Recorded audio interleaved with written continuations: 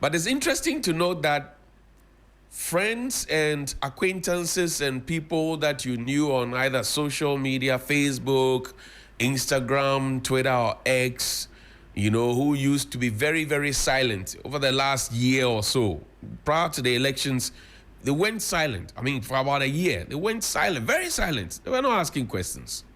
They were not talking. They were not posting. They were nowhere to be found. Suddenly they are coming. I've told you time and time again that if you are looking for who to hang the garland of failure on, it is not my neck. Read my lips well. I'm borrowing Kennedy Japan's words.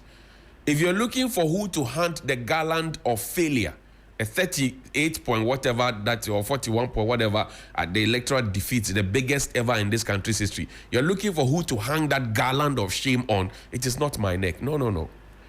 Because when proper research was conducted, right? When proper research was conducted in this country, the media was not part of the reasons the MPP lost. Scientific research, and I know that there are a lot of researchers within the MPP's rank. Scientific research was conducted in this country. The media was not part of your problems. Key among your problem was President Akufo-Addo. You read the report. Key among your problems was the arrogance of power and the disrespect of the people. The media was not part of your problem regarding the defeat. No, the media was not part of the problem. No. Key among the problem, as you read the report, they say President Akufo-Addo was part of your defeat. Key among the reasons for your loss was the arrogance of power. Key among the reasons you lost was the dissipation of public funds.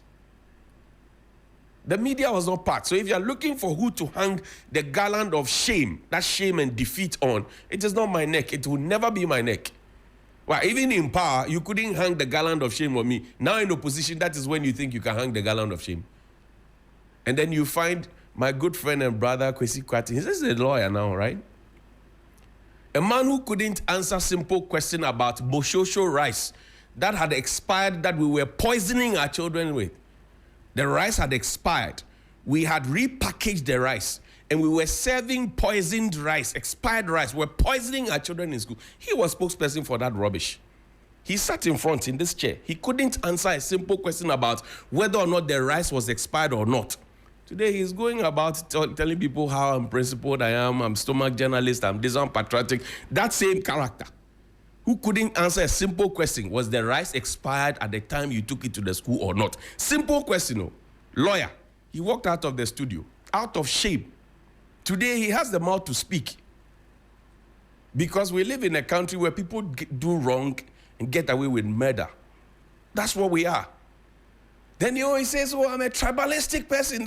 And that's the thing they are preaching. If you are stealing gallant, I'm a gun. With a mix of Fanti. If you are stealing gallants, you are grabbing gallants.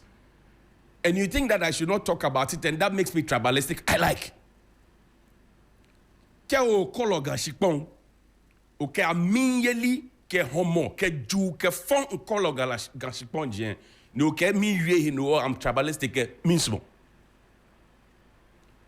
As a lawyer, you should know that when land is acquired from the allodial owners or the rightful owners by the state for a reason, and that purpose is not, achieved, and over time, the land has to return to the allodial owners. It does not say that you should have a public-private partnership, where the public-private partnership is not even... The first option was to be given to the original owners of the land. Go and check the so-called PPP arrangement that your government brought. Go and check it. And check all those lands that were acquired by the state.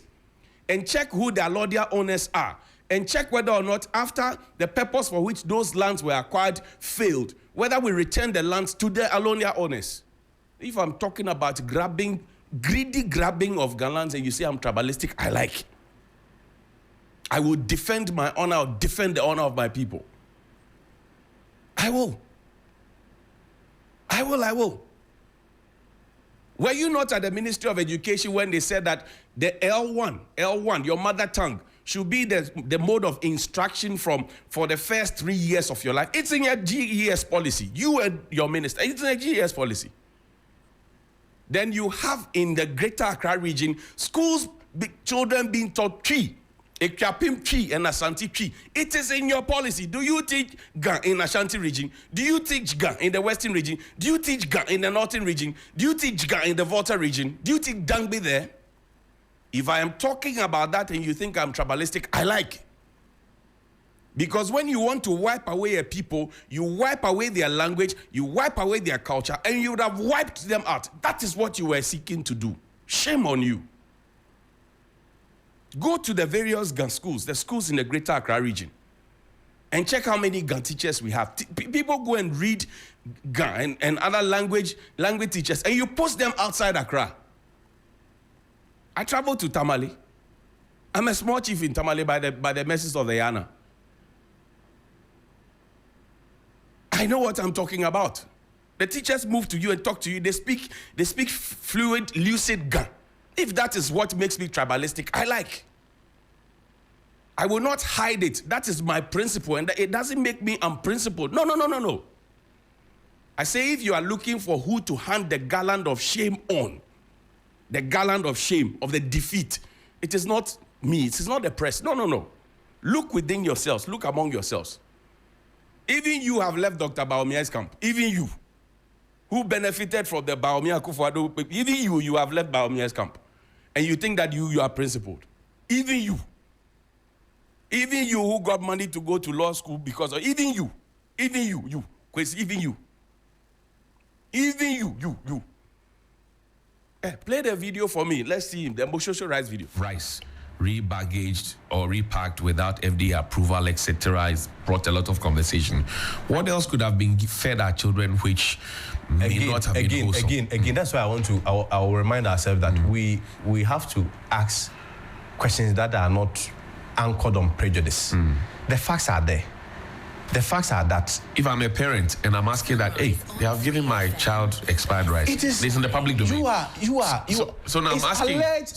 Alleged expired rice. As a journalist, you are also responsible to tell the parent that based on FDA's finding, and the FDA had already given them approval that the food was not expired. So when you see, that's why would the ministry, for example, allow for another lab aside the FDA to pick samples of the rice if available? FDA did not even contact the lab based on the letter that I shared with you, where you can read it for the right. FDA did not, because can we put the letters up, please? Per FDA's own internal protocols, of course, which is stated in the letter, they don't do the lab themselves. Okay. The lab tests have to be conducted in the manufacturer's company. Right. And based on the lab test, FDA will then do all its verification and then benchmark it with their own internal protocols before they are able to make so the verification means that they will go through the FDA's lab as well. No, the verification of the lab results. It's just like when you go to hospital, right? And you complain of, let's say, chest pains or any other, body abnormality or disorder. Then the doctor asks you to go to, any private laboratory and go and conduct a test. And after the test, that is where the doctor will base on that test to make, diagnosis. And of course, give prescriptions of drugs, take A, take B. So, we can relate it to a similar thing. That in this case, FDA requested that they go to the manufacturer's company, conduct a test. Those who gave us the supposed expired rice are the same people who are asked to investigate themselves and verify. I find this troubling. Who said who gave expired rice? The rice is from Moshosho. Repackaged to Sidao, ECOWAS or West Africa. Now, Okujato raises the concerns. We are told that, the matter went to FDA. FDA says, take it back to Moshosho to verify if the rice that they gave us is correct or not. Is that the understanding that you have? No, that's not the understanding. That's why I'm saying that let's read the documents and understand, discuss it passionately.